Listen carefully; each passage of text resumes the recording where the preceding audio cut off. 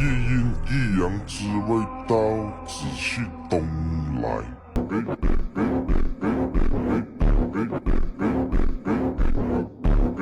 They said Dobermans were born to protect, but nobody, not the shelter workers, not the neighbors, not even his own family, was ready for what this 110-pound brown Doberman would do. Drogo didn't bark at strangers for no reason. He didn't growl to show dominance. When that dog charged straight towards 7-year-old Lily, Drogo made his choice in a split second.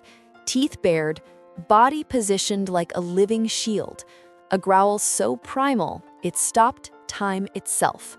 The other dog froze, but the owner screamed, "Monster!" Within hours, Drogo was behind bars, labeled too dangerous, too aggressive, unadoptable. What happened next would prove everyone wrong and turn an entire neighborhood into his personal mission.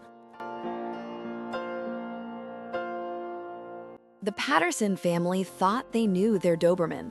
Drogo wasn't like other Dobermans. His coat wasn't the classic black and tan, but a rich, deep brown that caught sunlight like polished wood. 110 pounds of pure muscle. But it wasn't his size that defined him.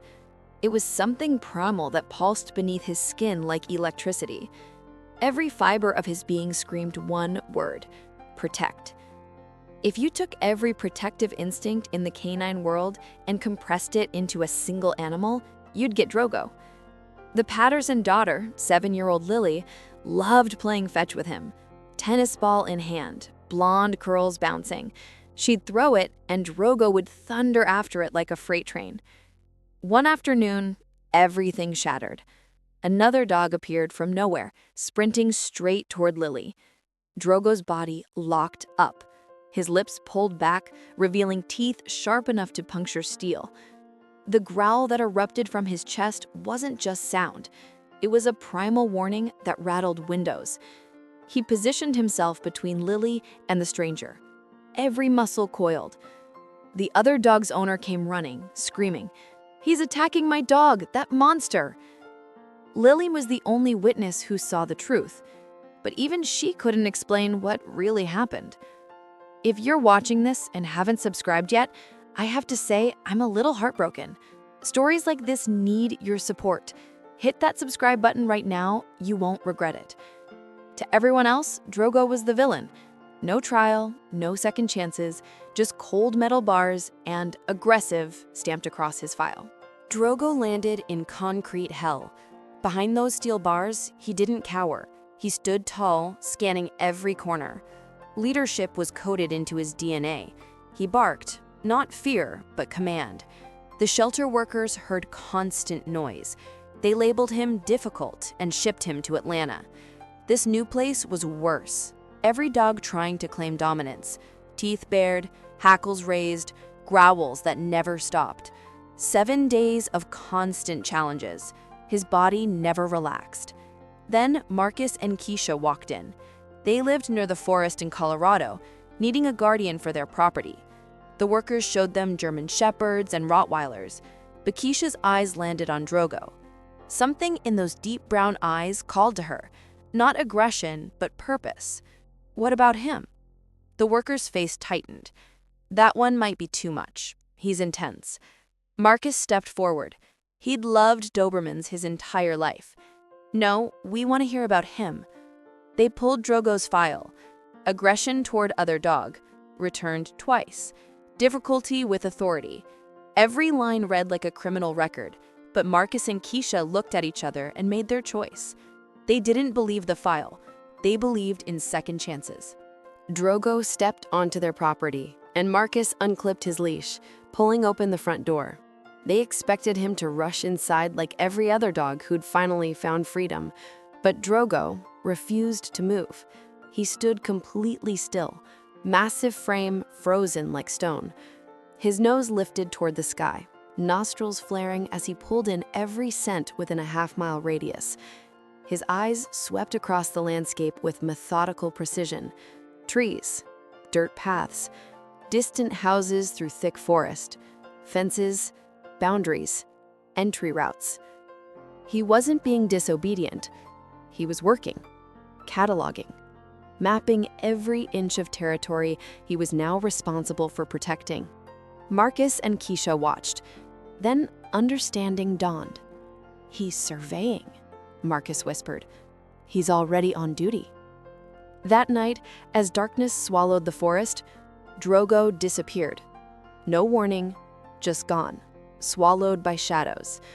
Marcus sat on the porch until midnight, wondering if they'd made a terrible mistake. But when dawn broke across the mountains, Drogo emerged from the tree line. Calm, focused, not a scratch on him. He walked straight to his food bowl, ate every bite, then collapsed onto the floor like a soldier granted rest. His chest heaved. Within seconds, he was out cold. The pattern repeated. Every night, vanished. Every morning, returned. Eat, sleep, repeat. Marcus and Keisha stopped worrying after the first week. 3 weeks later, their neighbor knocked on the door, eyes wide, voice breathless. "You need to see this right now." They followed her down the street. What they found stopped them dead. Drogo stood in the center of the cul-de-sac, surrounded by 6 other dogs. Not fighting, leading. He'd built his own pack, a golden retriever, 2 mixed breeds, a bulldog, and 1 massive black cane corso weighing at least 130 pounds. They weren't just standing around. They were organized. Drogo had assigned positions, roles, responsibilities. Some patrolled residential streets in pairs, moving like trained security guards. Others, the larger ones, including the cane corso, disappeared into the forest, creating an outer perimeter extending far beyond what any single dog could manage. Drogo hadn't just secured Marcus and Keisha's property, he'd taken responsibility for the entire neighborhood. Every house, every family, every child playing in every yard. He'd appointed himself guardian of them all. During patrols, neighbors would stop and kneel down, wanting to pet this magnificent creature who watched over them. Drogo didn't wag his tail, didn't lick their hands, didn't perform typical friendly dog behaviors, but he allowed the contact, stood perfectly still, tolerating affection with the patience of a king accepting tribute.